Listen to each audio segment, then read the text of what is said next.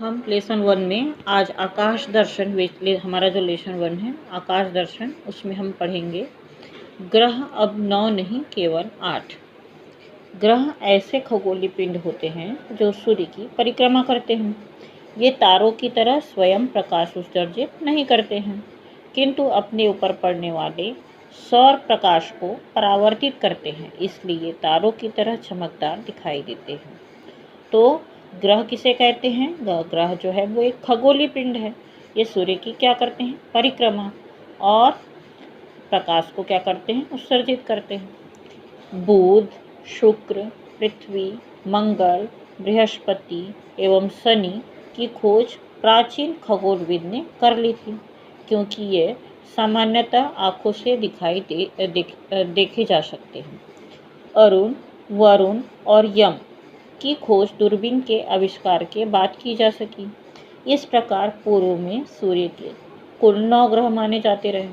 प्रत्येक ग्रह अपने निश्चित कक्ष पर सूर्य की परिक्रमा करता है, परंतु प्लूटो को अपने खोज के 76 वर्ष पश्चात विवादों के घेरे में होने के कारण ग्रहों की बिरादरी से अलग कर दिया गया। इस प्रकार अब ग्रह कुल 8 ही है।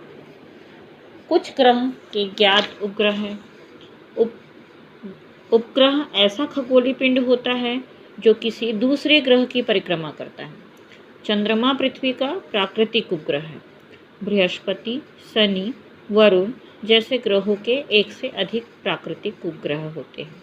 तो हम यहाँ पर देखिए, ग्रह किसे कहते हैं, उपग्रह किसे कहते हैं।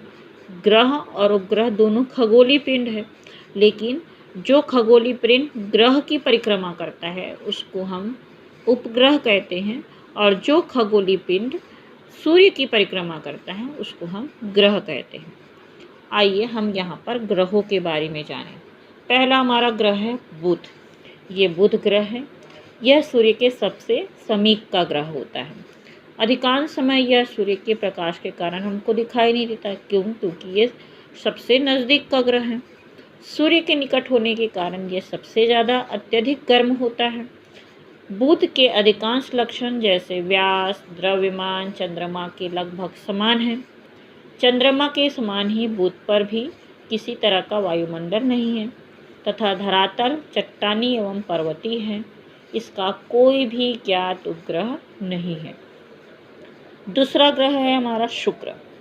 यह सूर्य से बढ़ती दूरी के क्रम में दूसरा ग्रह है। जितने खगोलीय पिंड हमें दिखाई देते हैं उन सभी में शुक्र जो है सबसे चमकीला होता है। शुक्र के चमकीलेपन का कारण उनके घने बादलों से युक्त वायुमंडल है, जो अपने ऊपर पड़ने वाले सूर्य के प्रकाश के लगभग 3/4 भाग को वो क्या कर देता है? परावर्तित कर देता है। सूर्योदय के कुछ पहले तथा सूर्यास्त के बाद यह क्षितिज के पास चमकीले तारे जैसा दिखाई देता है। यद्यपि ये तारा नहीं है, फिर भी इसकी चमक के कारण इसे हम क्या कहते हैं? भोर का तारा या सांध्य तारा कहते हैं।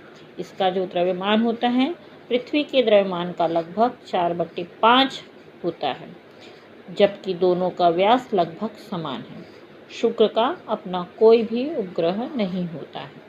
अब हम लोग तीसरा ग्रह जो पढ़ने जा रहे हैं वो पृथ्वी, जहाँ हम रहते हैं, है ना। यहाँ पर जीवन है। सूर्य से दूरी के क्रम में पृथ्वी का तीसरा स्थान होता है। अब तक ज्ञात ग्रहों में पृथ्वी के अलावा अन्य किसी ग्रह पर जीवन नहीं है। पृथ्वी सूर्य की परिक्रमा जो है 365.26 दिन में पूरा करती है। इसे अपने अक्ष पर एक पूर्ण घूर्णन में 24 घंटे लगते हैं, जिसके कारण दिन और रात होते हैं। पृथ्वी अपने अक्ष पर थोड़ी झुकी हुई है, जिसके कारण ऋतु परिवर्तन होता है। पृथ्वी का एक प्राकृतिक उपग्रह चंद्रमा है। चंद्रमा पृथ्वी की परिक्रमा के साथ साथ पृथ्वी सहित सूर्य की परिक्रमा भी करता है। यह अपने ऊपर पड़ने वाले सूर्य के प्रकाश को हमारी ओर परावर्तित कर देता है। यह हम चंद्रमा का केवल वह भाग देख पाते हैं जो हमारी ओर होता है। अगला है हमारा ग्रह मंगल। मंगल सूर्य से बढ़ती दूरी के क्रम में यह अगला ग्रह है। यह लाल रंग का ग्रह दिखाई देता है। इसे लाल ग्रह भी कहते हैं। वर्ष के अधिकांश दिनों में यह पृथ्वी से दिखाई देता है। मंगल की जो त्रिज्या है पृथ्वी की त्रिज्या के आधे से कुछ अधिक है, लेकिन इसका द्रव्यमान पृथ्वी के द्रव्यमान का 1/9 गुना है। इस ग्रह में जल और जीवन प्राप्ति के कोई पुष्ट प्रमाण नहीं मिले हैं। फिर भी खगोलविद इसकी खोज के लिए शोध कार्य कर रहे हैं। इसके 2 प्राकृतिक उपग्रह होते हैं। अगला ग्रह है हमारा बृहस्पति। सभी ग्रहों में बृहस्पति जो है वो सबसे बड़ा ग्रह है। इसका द्रव्यमान शेष ग्रहों के कुल द्रव्यमान से भी क्या होता है, अधिक होता है।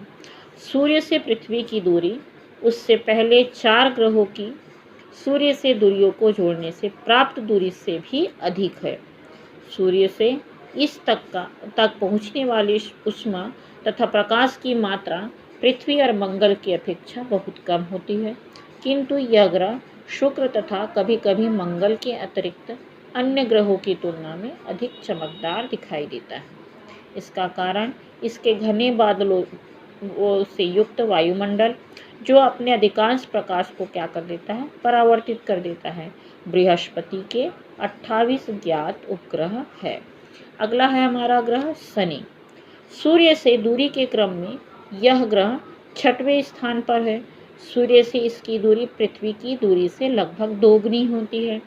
द्रव्यमान और संरचना में यह बृहस्पति जैसा ही है, किंतु यह बृहस्पति की तुलना में ठंडा है।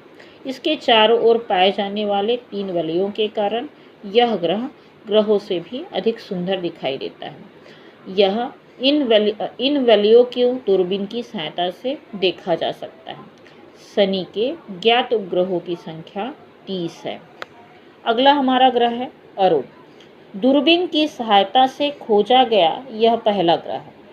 सूर्य से इसकी दूरी शनि से सूर्य की दूरी की लगभग दोगुनी होती है। इसके ज्ञात उपग्रहों की संख्या 21 है। सूर्य से दूरी के क्रम में यह 8वां ग्रह है।